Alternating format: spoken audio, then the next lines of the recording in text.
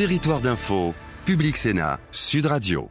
Et l'invité de Territoire d'Info ce matin, c'est Gérard Filoche, membre du bureau national du PS et candidat à la primaire de la gauche. Bonjour Gérard Filoche. Bonjour. Interviewé ce matin par Véronique Jacquier. Bonjour Véronique. Bonjour Dimitri, bonjour Gérard Filoche. Nous allons commencer avec l'élection de Donald Trump. Quelles leçons tirez-vous de cette victoire ? 26% des électeurs américains se sont prononcés pour lui. Évidemment, c'est un triste jour pour l'humanité. C'est-à-dire grosse abstention. C'est-à-dire que c'est le Dark Vador de la finance qui a gagné.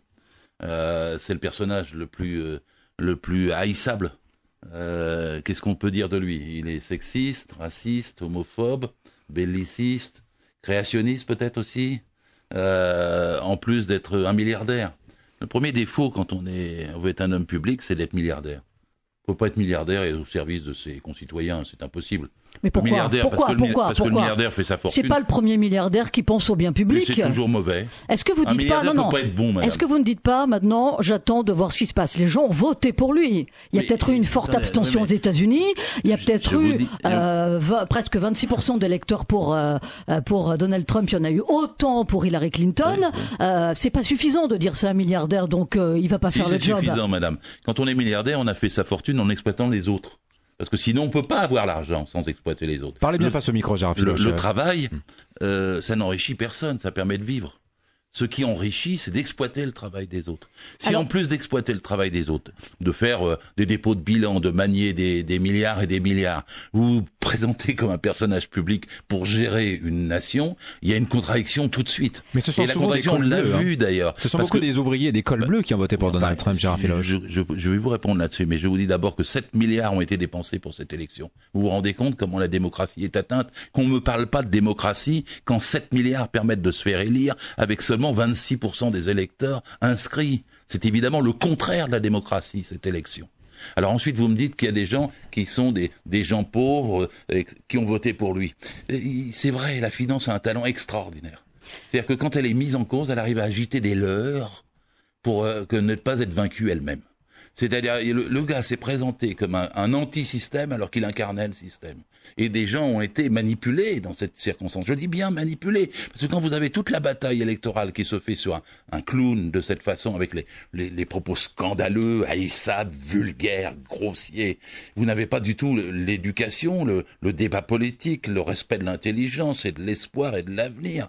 Et donc vous écrasez des gens. Vous ne croyez pas à ses promesses lorsqu'il dit on va recréer de l'emploi, on va protéger les travailleurs américains. Mais qui croit ça ? C'est du vent, ça. Mais qui croit ça une seconde, monsieur ? Qui croit ça une seconde ? Les électeurs qui ont voté pour lui. Qui croit ça une seconde ? Vous croyez qu'il va faire de l'emploi avec les choix qu'il est en train de faire ? Il est en train de conforter la finance américaine au détriment des intérêts du peuple, y compris la part du peuple qui l'a élu. Gérard Filoche, au-delà de l'élection de Donald Trump, est-ce que finalement le phénomène qu'on voit aux États-Unis, ce n'est pas le même qu'avec le Brexit, ce n'est pas le même qu'avec l'élection en Autriche ? Les peuples disent on en a marre et on vote pour quelqu'un qui ne représente pas l'endogamie politique. Ça dépasse le cas d'un milliardaire américain quand même. C'est vrai qu'il y a un point commun, c'est que la finance mondiale écrase tellement la planète. Vous avez 87 hommes qui possèdent plus que 3,5 milliards d'humains. Vous avez 700 groupes qui décident absolument tout au niveau des multinationales sur la planète. Et instinctivement, tous les gens qui voient se dégrader leur vie, qui voient qu'il n'y a plus d'ascenseur ou qu'il y a des nœuds de poules dans les routes, qui voient que leur salaire est bloqué, etc., se disent il y a quelque chose qui ne va pas. Et comme vous avez que des défenseurs du système, exemple, nous avons en France un cas absolument clair, en la personne de François Hollande. Cet homme dit qu'il fait campagne, il se fait élire contre la finance, et il sert la finance pendant 5 ans. Je pensais que vous alliez dire Emmanuel Macron. Donc, mais Macron, c'est un hologramme. Plus la lumière va être sur lui, plus il va disparaître. Donc la vérité, c'est que je prends la personne qui a été responsable aujourd'hui du fait qu'il y a un taux d'abstention très important dans notre propre pays. La gauche avait tout il y a 5 ans. Elle avait tout gagné. Les villes, les régions, les départements. Gérard Filoche, on va reparler. La présidence, oui. Et elle a tout perdu parce que justement, elle n'a pas combattu contre la finance. Et donc, ce qu'on appelle désabusé chez les gens, ce que vous venez de décrire, ça vient de là. J'insiste sur le micro, Gérard Filoche. Parlez bien face au micro. Contre la finance. Parlez bien face au micro, s'il vous plaît. Gérard Filoche, cette élection peut-elle provoquer un appel d'air, libérer une parole décomplexée et précipiter l'arrivée au pouvoir d'une candidate comme Marine Le Pen en France ? Évidemment, c'est le contraire qui doit se passer. Parce que si on doit tirer les leçons, si les gens qui produisent des richesses de notre pays, les salariés, etc., doivent tirer les leçons de ce qui se passait avec Trump aux États-Unis, c'est surtout ne pas voter pour Le Pen. On va pas mettre une clownesse, nous aussi, à la tête de l'État. D'autant plus que c'est pas une clownesse, c'est une fasciste. Alors, de ce point de vue-là, elle est endogamique avec le fascisme. Hein. Et donc, en vérité, c'est pas du tout ce qui doit se passer. Ce qui doit se passer, c'est qu'on cherche une voie enfin à gauche. Oui, mais là, la qui gauche, rompe avec la droite, l'extrême droite. La gauche, pardonnez-moi, Gérard Filoche, qui a été est celle de Hollande. complètement inaudible, même si vous êtes vous ce matin au micro de Sud Radio. Inaudible, madame. Je vais vous dire qu'il faut augmenter les salaires, les petites retraites. Je vais vous dire qu'il faut augmenter le SMIC à 1800 €. Je vais vous dire qu'il faut qu'on réduise la durée du travail à 32 heures. Et même, on ira beaucoup plus loin. Je vais vous dire qu'il faut qu'il retourne à la retraite à 60 ans au lieu de mettre les gens dans les caisses chômage. Je vais vous dire qu'il faut arrêter la précarité parce qu'il faut qu'il n'y ait pas plus de 5% de précaires dans les entreprises. Alors ça, c'est votre programme. Répartir les richesses oui. au lieu de les concentrer en haut. Alors ça, c'est votre l'anti-Macron, l'anti-Hollande, l'anti-Juppé, l'anti-Sarkozy. Alors ça, c'est votre programme hein, oui. pour la primaire de la gauche, la primaire citoyenne. Tout à fait. J'essaie d'être audible sur ce terrain. Alors cela dit, c'est Emmanuel Macron qu'on entend hein, sur ce terrain plus que vous, Gérard Filoche. Il propose lui la fin des 35 heures. Attendez, c'est pas moi qui l'emporte. Attendez, il propose lui la fin des 35 heures pour les jeunes, mais il envisage que les plus de 50 ans travaillent moins. Les branches professionnelles pourraient adapter la durée du travail en fonction de l'âge. C'est quand même pas mal, c'est une avancée sociale, ça. Vous êtes inspecteur du travail, Gérard Filoche. Bah justement, quand je vois des jeunes, moi, généralement en plus ils sont immigrés, soit avec une brouette dans un chantier de démolition. 35 heures, c'est beaucoup trop déjà. Il a qu'à porter des brouettes pendant une semaine. Non, mais dans le monde dans lequel nous vivons, Gérard Filoche. Excusez-moi, il y a 1 100 000 ouvriers du bâtiment. Alors, moi, ça compte plus que les Macron.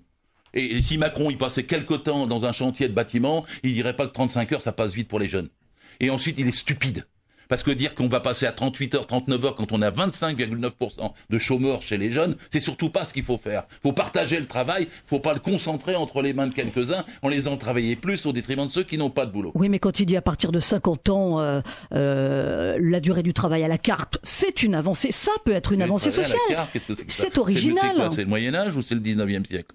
Parce que moi, il nous a fallu 170 ans pour arriver à passer d'une journée de 17 heures à une journée de 10 heures et passer de 45 heures à 40 et à 35 heures. 170 ans. Et je fais remarquer à tout le monde que pendant ces 170 ans, on a produit plus, on a gagné plus, on a doublé le nombre d'emplois et tout en réduisant la durée du travail. Pourquoi veut-il faire tourner la roue de l'histoire à l'envers et veut-il concentrer le travail entre les mains de quelques-uns alors qu'on a déjà 6,6 millions de chômeurs? Bon, quand on vous écoute, Gérard Filoche, ce qu'on comprend, c'est que c'est pas possible. On peut pas réunir la gauche pour 2017. Comment là. on peut pas? Bah, comment vous faites? Franchement, il y a Macron qui dit... Je parle comme la gauche traditionnelle depuis Jaurès, moi. Alors, elle s'est déjà unie plein de fois sur les thèmes que je suis en train de défendre. Alors, pourquoi elle s'unirait pas l'année prochaine? Pourquoi on serait forcément battu? Pourquoi ce serait forcément le désastre? Pourquoi ce serait forcément la division? Pourquoi il y aurait des candidats qui s'en vont tout seuls se proclamer sur TF1 et d'autres qui disent moi j'ai une petite primaire à 12 000 personnes alors qu'on sait que si on a 3 ou 4 candidats c'est foutu. Il faut un seul candidat l'année prochaine et pour avoir un seul candidat il faut avoir une plateforme comme celle que je suis en train de vous défendre. Alors justement, c'est ça la gauche. Justement, Gérard Filoche, les communistes la semaine dernière ont refusé de soutenir Jean-Luc Mélenchon. Enfin, ce que souhaitait Pierre Laurent. On attend maintenant ce que les membres du parti et les adhérents vont dire la semaine prochaine. On dit que ça va profiter à Arnaud Montebourg. Pourquoi ça vous profiterait pas à vous, Gérard Filoche? Oui, c'est une bonne question, monsieur. Parce que moi, je défends l'augmentation des salaires. C'est pas le cas d'Arnaud Montebourg. Moi, je défends la réduction du temps de travail. Arnaud Montebourg n'est pas tout à fait clair sur ce sujet. Mais ça vous surprend que les communistes citent Arnaud Montebourg plutôt que vous? Mais parce qu'ils cherchent une solution qui apparaît aux gens. Ils veulent une tête de gondole, c'est ça? Mais une tête de gondole, vous l'avez dit vous-même. Hein. C'est-à-dire que si les médias écoutaient bien le débat entre les 4 candidats de la gauche socialiste, il y a aussi du fond. C'est pas seulement... Donc vous êtes communiste, Gérard Filoche? Mais moi je suis... je suis trotskiste, anarchiste, socialiste et communiste à la fois. Je suis pour l'unité de la gauche. Ça a été toute ma vie. Ça fait 53 ans que je milite. Ma première carte syndicale était en 1963. J'ai l'intime sentiment de pouvoir réunir la gauche. Et s'il n'y a pas l'unité de la gauche, on ne gagnera pas. Alors, et pour avoir l'unité de la gauche, je reviens sur cette plateforme de tout à l'heure. Commençons par augmenter les salaires, redistribuons les richesses et prenons aux dividendes qui n'ont jamais été aussi élevés en France que l'année dernière. Les primaires citoyennes ouvertes à toute la gauche et aux écologistes organisées les 22 et 29 janvier prochains. Vous voulez que, dans ce contexte, François Hollande participe à cette primaire? Non, je crois que pour lui, il serait mieux de déclarer forfait avant. Il rendrait un service à tout le monde. Donc, c'est-à-dire que vous organisez cette primaire pour dire surtout François ne vient pas? j'organise cette primaire pour qu'il y ait un candidat de gauche qui puisse essayer de réunir toute la gauche. Et après, forcément, on me dira, c'est pas encore le cas, puisqu'il reste Mélenchon et les écologistes. Et je vous dis, le 30 janvier, si c'est moi, on se réunira avec Jean-Luc Mélenchon et Yannick Jadot, et on cherchera une solution pour qu'un de nous trois soit candidat et non pas trois. Parce que vous imaginez que s'il y en a 1, 2 et 3, c'est perdu le 23 avril à 20h. C'est-à-dire que le choix est entre LR et le Front National. Et si le choix est comme ça, on me dit « Oh, on défend des idées ». Mais ça servira à rien de les avoir défendues, puisqu'on sera obligé de les mettre le 23 avril dans un placard, en bas, dans le tiroir du bas. Et donc, ceux qui disent « Je vais à l'élection pour défendre des idées », ils ont bien du mérite, je suis d'accord. Moi, je défends toujours des idées, c'est ce qu'il faut faire. Mais si ces idées, elles ne servent à rien et qu'elles sont battues, écrasées dès le premier tour, on a tous tort. Donc, il faut un candidat unique de toute la gauche sur une plateforme commune. Gérard Filoche, sur le front de l'emploi, 52 200 emplois créés en France au troisième trimestre. C'est un record depuis 2008. François Hollande a peut-être raison quand il dit que ça va un peu mieux, non? On m'a arrêté la méthode Coué. On a 1,3 million de chômeurs de plus depuis juin 2012. Enfin, vous n'allez pas me dire que c'est parce qu'il y a un mois, puis ça varie, on ne sait pas quel sera le mois prochain. Donc en vérité, il y a une chose qui est claire, c'est que la politique qui a été faite, qui consistait à donner 41 milliards à Gattaz, quoi, parce que c'est comme ça que ça s'est fait. L'autre, il a sorti un badge, 1 million d'emplois, mais personne n'avait compris que c'était 1 million d'emplois en moins. Et c'est ce qui s'est produit. Donc vous donnez 41 milliards à Gattaz, et puis on est en train d'avoir les infirmières qui se battent dans les hôpitaux parce qu'il nous manque des dizaines de milliers de postes dans les écoles parce qu'on a encore des classes qui sont surchargées et donc on a un échec scolaire. Vous avez un échec. Attendez, j'entendais une radio ce matin qui disait qu'il y avait des nœuds de poules maintenant dans les routes. C'était Sud Radio. Oui, c'était Sud Radio. Oui. Merci de l'avoir dit parce que ça m'a frappé. Je me suis dit, mais comment être dans un pays aussi riche, la France n'a jamais été aussi riche, et les richesses aussi mal redistribuées, comment en est-on arrivé là? C'est-à-dire pourquoi la finance pompe-t-elle? Juste un mot, Macron, quelle est sa théorie? C'est la théorie du ruissellement. Vous connaissez ça? Oui. C'est-à-dire, vous donnez de l'argent aux riches, et plus tard, ils vont vous le rendre. Ça ne marche jamais. Gérard Filoche, il n'y a pas que les riches, les moins riches et les plus riches. Il y a le premier centre. Des gens qui possèdent tout. La politique à l'épreuve des faits. Le premier centre pour migrants à Auverrières, porte de la Chapelle à Paris. Un centre qui a été conçu pour remplacer les campements sauvages dans la capitale. 400 places, quand on sait qu'en moyenne, une centaine de migrants arrivent chaque jour à Paris. Est-ce que ce centre ne va pas devenir un mini-Calais? Vous êtes candidat à la primaire de la gauche citoyenne. Qu'est-ce que vous proposez pour résoudre cette question? Madame, tout le monde sait que des migrants et des réfugiés vont arriver. Oui. On a déjà eu, il y a à peu près 30 ans, je m'en souviens, les boat people. Et on sait que ce qu'on met en place n'est déjà pas suffisant. Il y a 30 ans, on a su les accueillir et la France était moins riche qu'aujourd'hui. Pourquoi on ne pourrait pas le faire? Qu'il y ait un centre d'accueil, c'est la moindre des choses. Il devrait y en avoir plusieurs. On ne devrait jamais avoir des campements comme on a eu à Stalingrad ou à Calais. Vous avez des pays plus pauvres que la France qui ont organisé des camps d'accueil qui permettent de discuter ensuite socialement. Quand vous avez des conditions d'hygiène correctes, vous avez des points d'eau et vous avez de la nourriture, vous pouvez discuter quelle est l'intégration, où est-ce que vous envoyez les gens, vous discutez avec eux, dans quel village et dans quel village. Nous avons des milliers de villages qui demandent des habitants. Des milliers de villages qui sont prêts à les accueillir. Et vous avez vu que les sondages disent que 82% des Français sont favorables à leur accueil. Il y a 18% qui ne le sont pas, mais 82% le sont. Le problème, c'est que les migrants que nous accueillons ne veulent pas rester en France et veulent aller en Grande-Bretagne.